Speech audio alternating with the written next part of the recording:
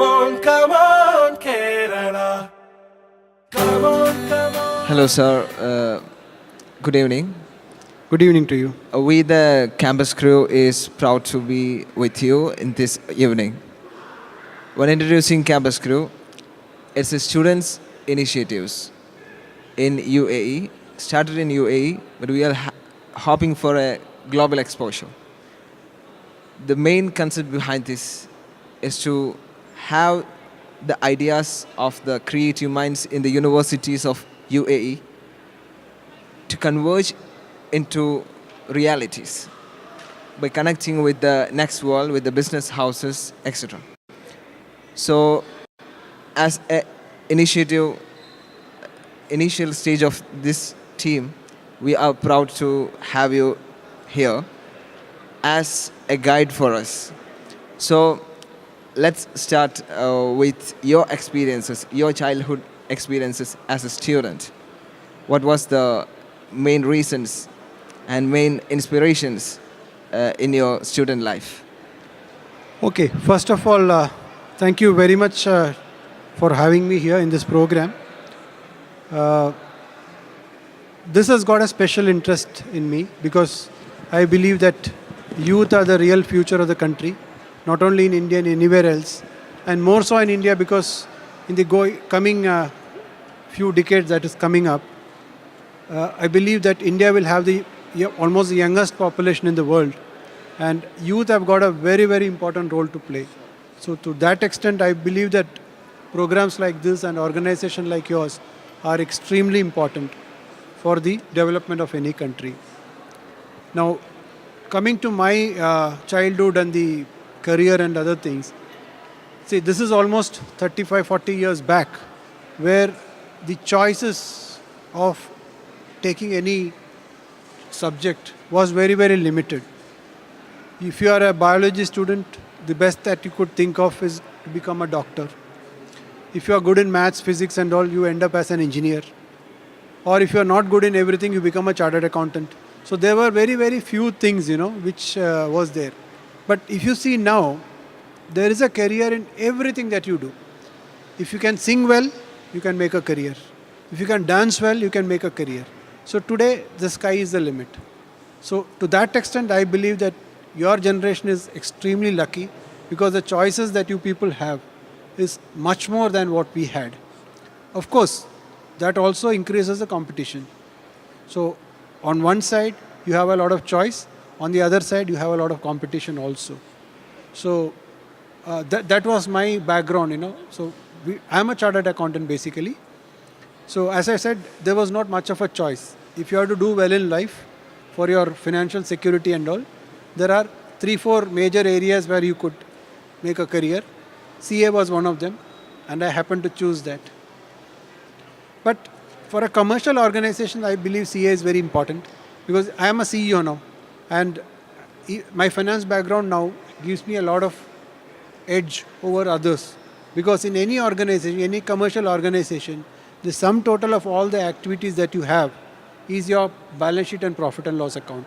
So if you are a person who has got a reasonably good control over that, I think the chances of the business doing well is quite high. So to that extent, my profession has got a big advantage. You said sky is the limit, but we, the new generation, and especially the members of campus crew, is believing that sky is not the limit. So you want to go beyond the skies. Inshallah. Very good. Okay. What was your inspirations? I mean, have you achieved what you dreamed of in your childhood? Well, as a person, I don't know whether that is the right strategy or not. But what I did was, I never had any very long-term plan. My plan was very simple. Whatever you do, enjoy every day of your work and make sure that every day when you go back home, you go back happily so that you come back the next day fresh. I think that was the most important thing that I had in mind. Of course, there are plans. Of course, you have a target, then you work for it. All those things are important. But what I believe is, with a view of a long-term target, you should never sacrifice your day-to-day activities. Because ultimately, life is all about the present. So make the best out of every opportunity that comes through you, every day, every single minute. So, as a executive in a business field, do you think all your days are happy? See, you cannot completely change everything in the life. There are certain things which you can work and do well. There are also certain things which you cannot do well. You should have the wisdom to understand what is it that you can change and what is it that you cannot change. And you should have the resilience to bear things you cannot change. That is, in short, the secret of happiness. Because possibly you cannot do everything in life. What was the biggest learning point or experience in your life? An incident or something? I don't have any such big incident which has changed life or anything. But I believe that every day you can learn something in life, and from everybody. It's not that only from a big man you learn things. Even from a very, very ordinary person you can do like that. I don't know whether you've heard of this book called The Professional, written by a person called Subrato Bakshi. He's a promoter of the company called the Mind Tree. He has written a beautiful book called The Professional. And he defines a professional. He tells a story of a person whose job was to give a decent burial to an unclaimed body in the Bombay municipality. And he does it without any supervision. He collects fund from everyone and he does that. He says, in my life, I've seen that as a biggest professional because that is his motivating factor. He is not dependent on any other external motivation to do all this kind of work. So, as a professional, this is the best that you can do. So, to the students of this generation, what you have your message? One of the things which has really helped me to become a good professional is reading. Read a lot, because many a times I feel many people, I'm not saying everybody, the reading habits have come down drastically. I believe that reading can make a lot of difference. It will open up your mind, and it has done for me, because that completely changes your perspective, and you become open to a lot of ideas. So reading is something which I recommend every one of you. The second thing is, be at it. Everything that you do may not succeed. Doesn't matter. It doesn't happen to anybody that way. Try. Keep on doing it. And the third thing is, all of you should have some serious hobbies. Because going forward, making a life profession balance is going to be extremely important. And unless you have some serious hobbies, you will not be very happy.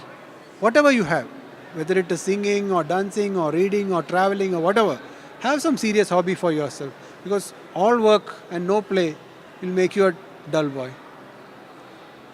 As a person working in the medical field, what do you think the future medical technological advancements? Oh, medical technology is advancing like anything, but everything has got a limit. Because if technology could do all your problem solving, then the rich people in this world would have survived much beyond their death. So we should understand there is technology for which we can take advantage, but there are certain things which technology cannot do. Like for example, when a nurse is giving a care, it has to be that compassion, it has to be that affection. Technology cannot replace that. So technology is not something which can replace everything, but it is definitely a very helpful thing. Okay. In this recent decades, we have seen, especially in India, in Kerala, we have seen a booming of the medical field. The greatest business now is, one is religion, and one is medical field, and the next is education. So what do you think about this? See, Kerala, because of its topographical nature and things like that, cannot have heavy duty manufacturing done. Like for example, what you have in places like Maharashtra, Bihar, Tamil Nadu and all, you cannot have it in Kerala because of environmental reasons, because of the narrow stretch of land, because of the density of the population. So there are obvious problems in Kerala to have this kind of large industries. But we can definitely make that up with the knowledge industry. That is IT, healthcare and such activities. So, and most of the literary percentage is very, very high in Kerala as compared to many other states in the other places. The health indices are much, much better, and it's always comparable to the West. So we have, in Kerala, we have certain inherent advantages. We have to harness that. So I believe that things like medical technology, the healthcare, tourism, education and all are definitely areas where we can do a lot, harnessing our strength without spoiling the environment. The greatest message Mr. Keshavadas is having to the new generation is to have reading habits. If they are, even if they are in any fields, they should have reading habit. It will help for expanding the capacity of thinking and makes one open-minded. So here we are putting an end to this talk. And thank you, sir. We thank you a lot. Thank you so much. Thank you so much for having me here. And I wish you all the very best. You are the future of the country. Jai Hind. Thank you, sir. Come on, Kerala.